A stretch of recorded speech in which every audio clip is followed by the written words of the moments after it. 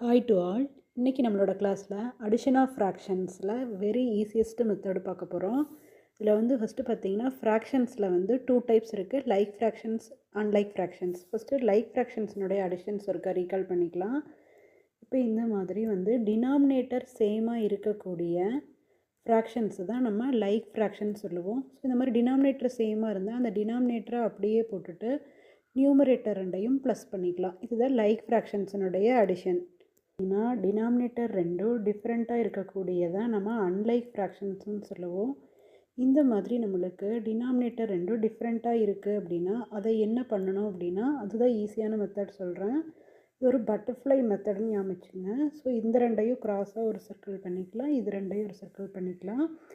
இப்போ முதல்ல first circle பண்ண இல்லையா, இது ரெண்டையும் மல்டிப்ளை பண்ணுங்கள். 7 7s are 49 ப்ளஸ் இந்த ரெண்டையும் மல்டிப்ளை பண்ணுங்கள். 3 5s are 15 பை டினாமினேட்டரில் என்ன பண்ணணும் அப்படின்னா இந்த டினாமினேட்டரில் இருக்கக்கூடிய ரெண்டு நம்பரையும் மல்டிப்ளை பண்ணணும்.